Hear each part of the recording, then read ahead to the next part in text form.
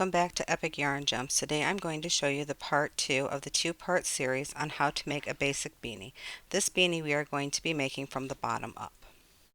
So to start this, we are going to start with a slip knot, and we are going to be making the bottom ribbing first. So we are going to get our slip knot on our hook, and we are going to chain 6.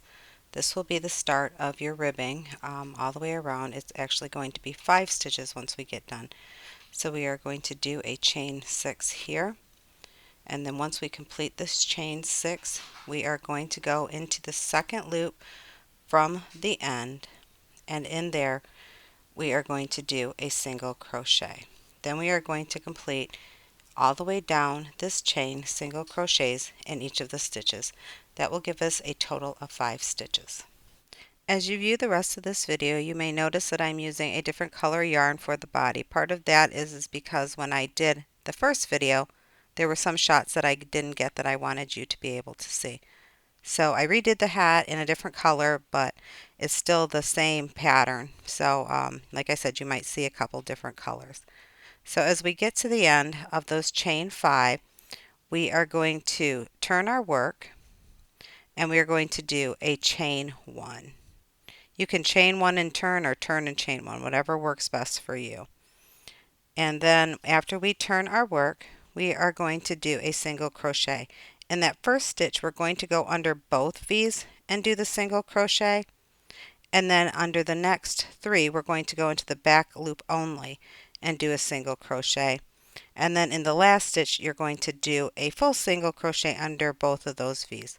Part of the reason that I do it this way is that it does create a nice clean edge, and it also makes it easier when you're making the body of the hat. You have a nice straight row to work off of. You're going to do this back and forth pattern for 60 rows, and that does measure right around the size of a child's hat, which is the same size as the top-down version that we made. As I mentioned in my previous video, I prefer to make them top-down, but it does make a nice ribbing if you do it from the bottom up, but to each their own. So I'm going to show you how to make this one from the bottom up. As you finish up your 60 rows, you are going to take your 2 ends of the band that you just made, making sure that there are no twists, and you're going to line up the stitches from both sides. In this case, you'll have 5 on each side, and you're going to finish off with that chain 1, and after you do that, you're going to go under the V of the first stitch on one side and go into the chain from the other side. That's your starting chain. Yarn over, and I do this with a slip stitch. There are so many different ways to join this. Some people do it with a single crochet. Some people do it with a mattress stitch, which I can't even remember what that looks like. But this is the way I do it. I just go through both sides, making sure that they line up evenly, and do a slip stitch. It does make a nice flat edge for you when you finish up, and the ribbing does look even. If it doesn't, you may have your count a little off, or your lining up a little off, which typically I do that, just to be totally honest. But like I said, this is going to join the headband together. Once you have that done, you can see that makes a very nice seam right there. Then what we're going to do is we are going to, after our last piece of our join, we're going to do a chain 1, and we're going to go into that open space that was created by joining and do a single crochet. And then what you're going to do is you're going to go into the top of the next chain, and you will go into the valley of the other chain. And what this will get you is 60 stitches all the way around. And I do this in this same color as the band if the band is going to be a different color, just to give it a nice transition between the two. And as we finish up that row, we're going to do our slip stitch join, and we are going to go under that first V. But then what we're going to do is we're going to add our second color.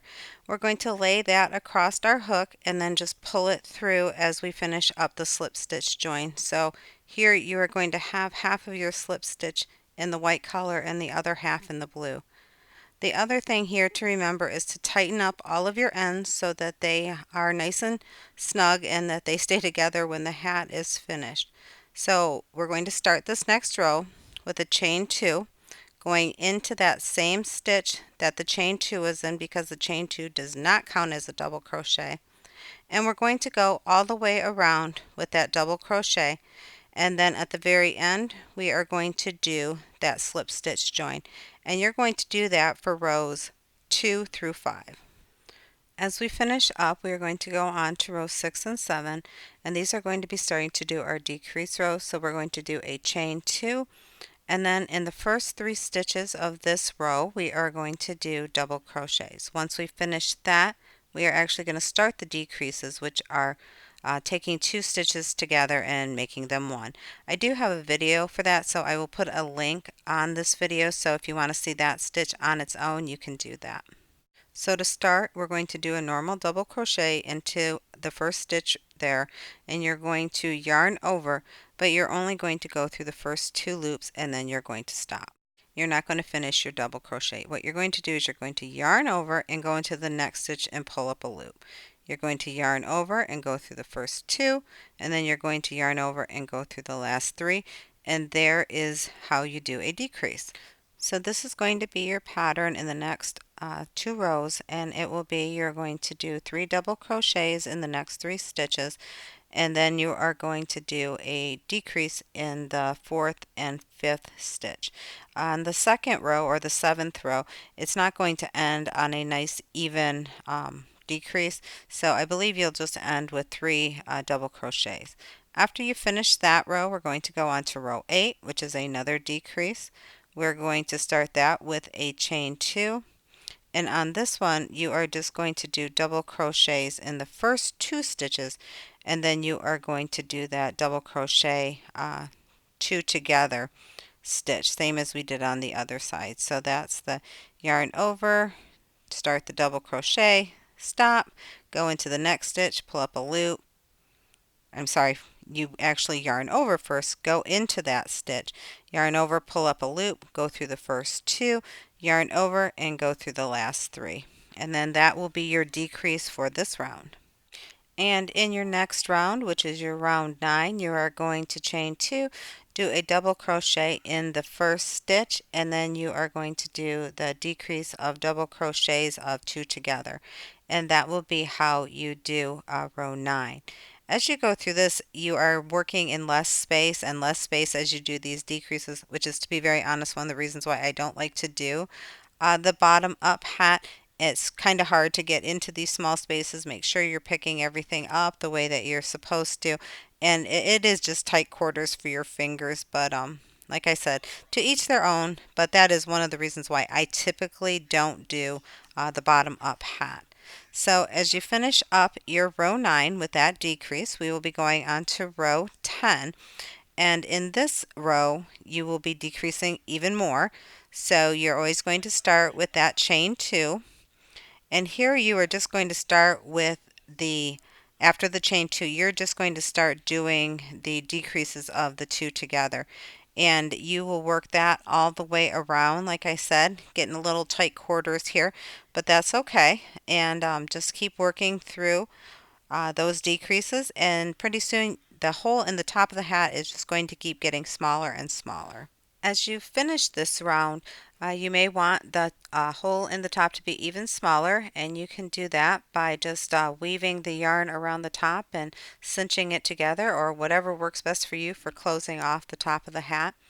I want to thank you for joining me today, and if you've enjoyed this video, please give it a thumbs up and also leave me some comments. Also, if you'd like to subscribe to Epic Yarn Gems and turn on notifications, you will know when I post my next video. I want to thank you again for joining me, and have a great day.